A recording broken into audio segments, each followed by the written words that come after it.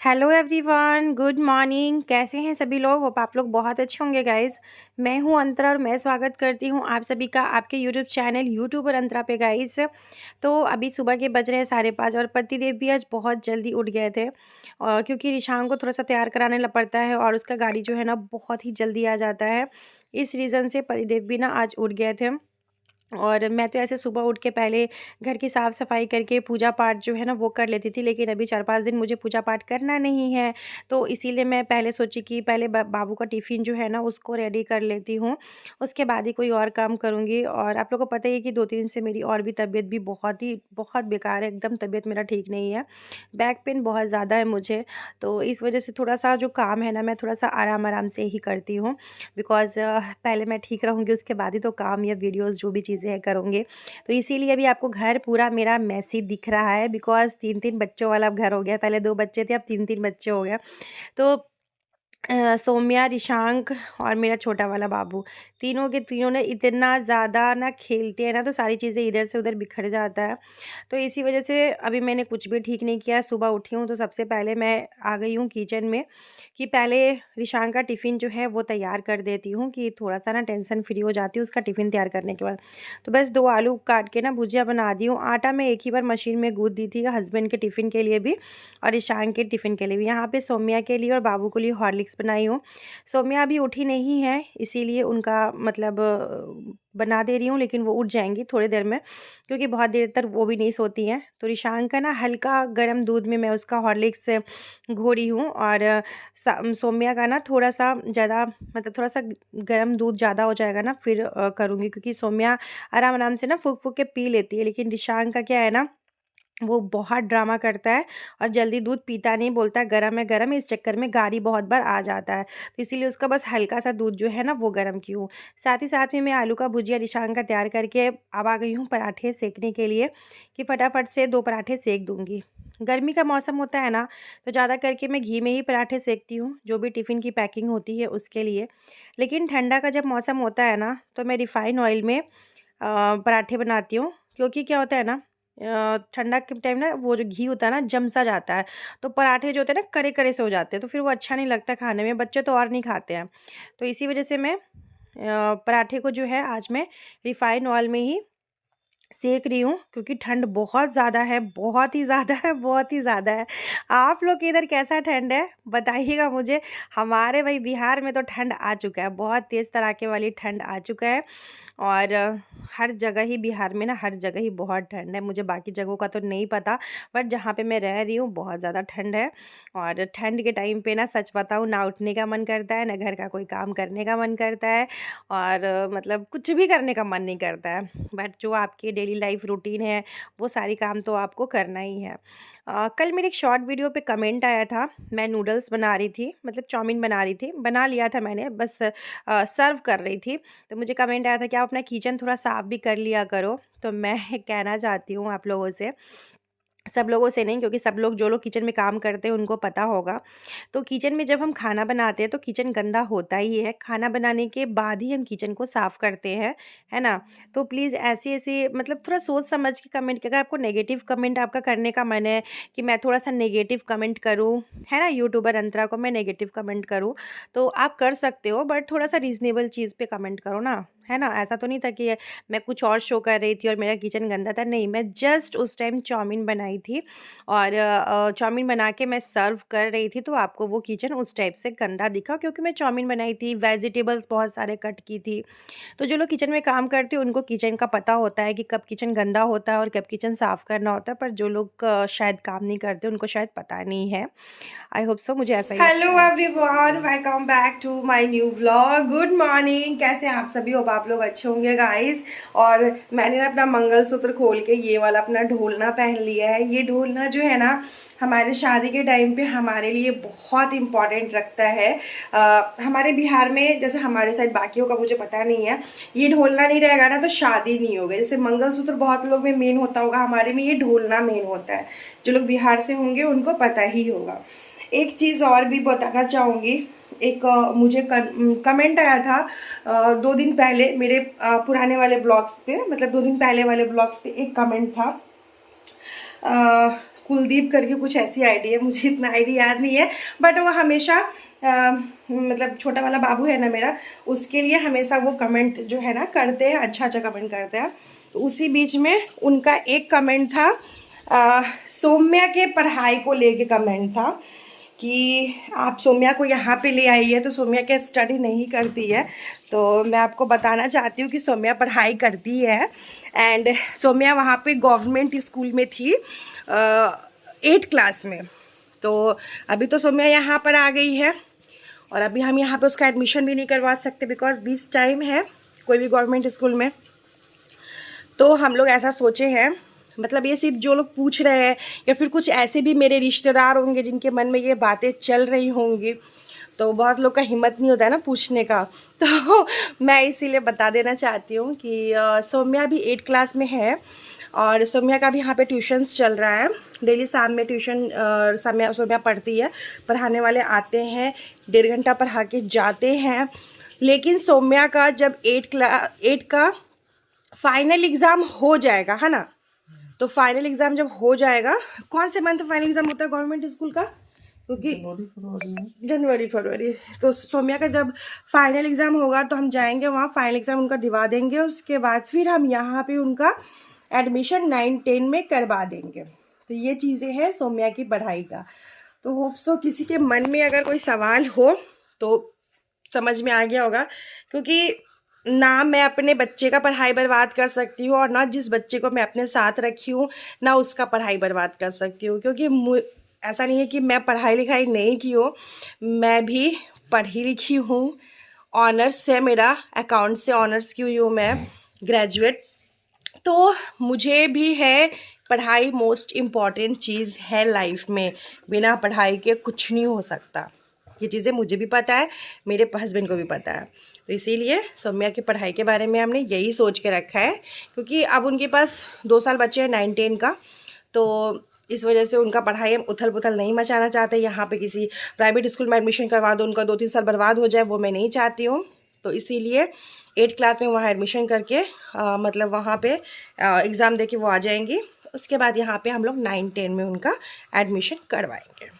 I hope कि आप लोगों का बात जो है क्लियर हो गया होगा। उसके बाद मैं आ गई थी यहाँ पर आप लोग से बात करने के बाद पतिदेव ऑफिस के लिए निकल रहे थे तो मैं उसके बाद अपना बेड वेड ठीक करने में, पूरा घर की स्थिति जो है ना एकदम ख़राब हो गया था, तो सारी चीज़ें मैं ठीक कर लेती हूँ। और उसके बाद घर देख सकते पूरा यहाँ से वहाँ ब्लैंकेट चला गया हुआ कि अब मॉर्निंग में जब सब लोग उठे, तो जब हम लोग चाय पीने बैठे ना, तो मतलब हमारे पास टाइम बहुत होता है, सुबह जब हम जल्दी उठ जाते हैं तो हमारे पास टाइम बहुत होता है, लेकिन जब हम लेट से उठते हैं तो हमारे पास समय नहीं होता कि हम बैठ के एक साथ बातें करें चाहे कुछ भी करें।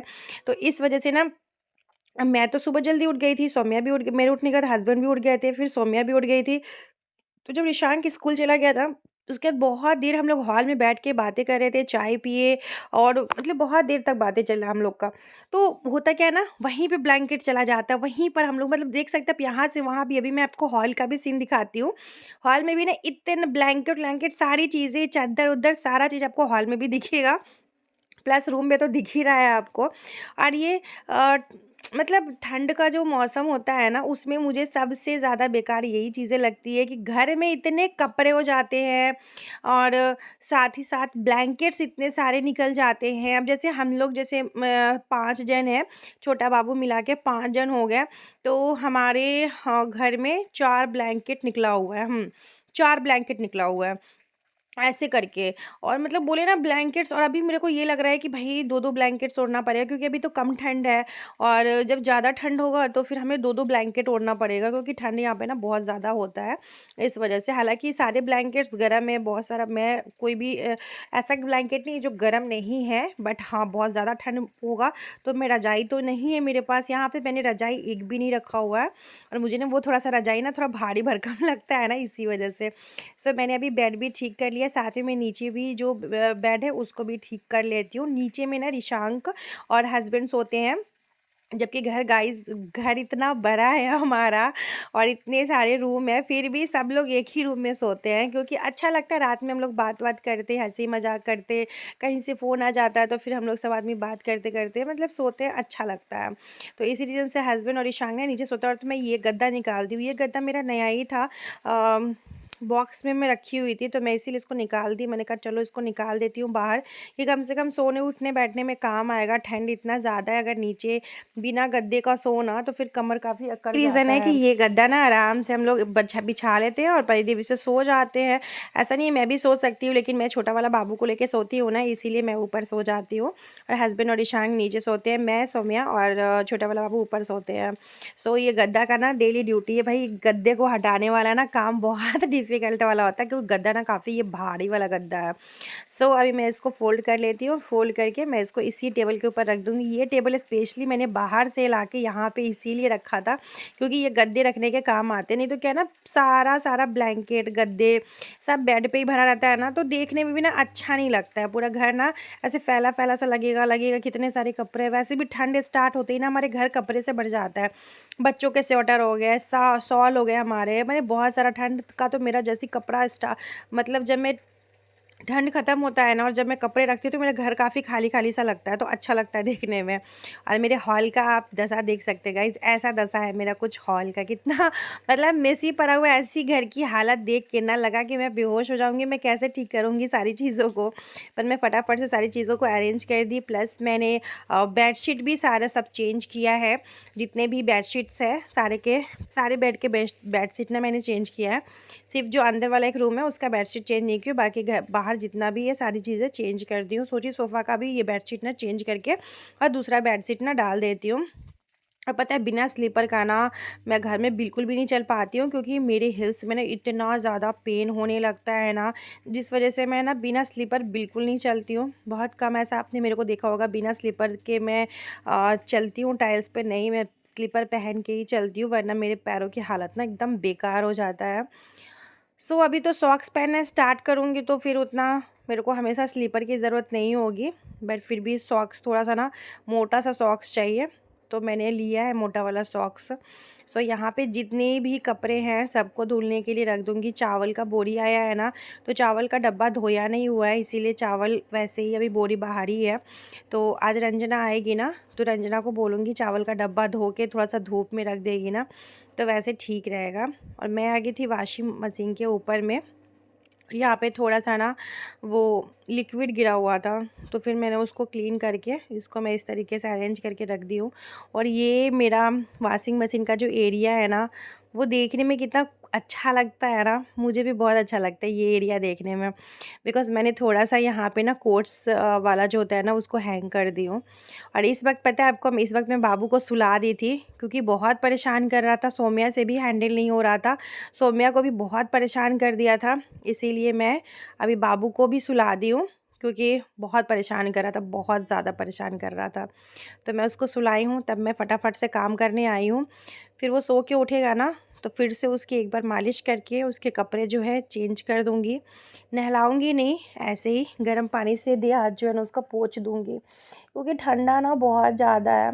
और ये ठंडे में ना जो हमारे घर के बड़े हैं या हमारे घर के बच्चे हैं, इस टाइम पे ना बहुत ध्यान देना पड़ता है सारी चीज़ों का। ठंड के मौसम में तो ख़ास करके बहुत ही ध्यान देना पड़ता है। सो अभी मैं जितने भी कपड़े थे सारे कपड़े को मशीन में लगा दी हूँ। और ये पता नहीं क्यों ऊंचा नीचा सा हो रहा था, वही मैं देख रही थी क्या हो गया है। और फिर मैं दोबारा से दूसरा लिक्विड निकाली हूँ, क्योंकि पहला लिक्विड जो था वो ख़त्म हो गया है। साथ ही साथ लाइफ बॉय का हैंड वाश ना बहुत दिन से ये रखा हुआ था, बाकी जितना हैंड वाश आ रहा था यूज़ हो रहा था, और ये बेचारा पड़ा हुआ था।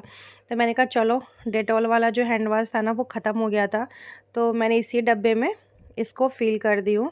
इसको फाड़ने के लिए मेरे को कुछ मिल नहीं रहा था, सीज़र मुझे नहीं मिल रहा था, तो मैं आके नाइफ़ से इसको फाड़ दी हूँ। बस इसको मैं डाल देती हूँ इसके साथ में।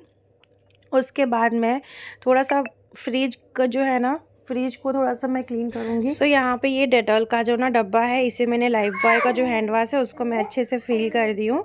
और फिल करके डब्बे को ना अच्छे से लगा देती हूँ, क्योंकि ये डब्बा खाली था, मेरे को तो लगा कि चलो इसमें फिल कर दे। कब से ये लाइफ बॉय पुराने वाले घर से ही मेरा ना ये हैंड वाश बेचारा घूम रहा है, तब से ये यूज़ नहीं हो पा रहा था। तो इसको मेन बात है नए वाले घर में यूज़ करना था, इसीलिए पुराने वाले घर में नहीं यूज़ हो रहा था, तो इसीलिए मैंने इसको डाल दिया हैंड वाश। तो भाई घर में बहुत खर्चे होते हैं, और ईशान का तो ऐसा ही है कि कुछ भी खाता है तो हैंड वाश से ही हाथ धोता है, ठंडा हो या गर्मी हो। उसके बाद में आ गई थी थोड़ा सा कि मैंने सोचा कि कॉलिन से थोड़ी सी फ्रिज की सफाई कर लूँ। भाई साहब इतनी मेहनत से चीज़ें लेते हैं हम, है ना।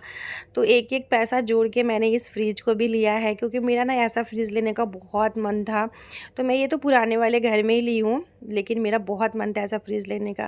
तो जब मेरा यूट्यूब का पेमेंट आया था ना, उसी टाइम पे मैंने ली थी। और हस्बैंड बिल्कुल भी नहीं मान रहे थे कि नहीं फ्रिज नहीं लेना है, नहीं लेना है, क्योंकि हमारे पास ऑलरेडी फ्रिज था, बट छोटा वाला फ्रिज था। मेरा ना बहुत मन था ऐसा फ्रिज लेने का।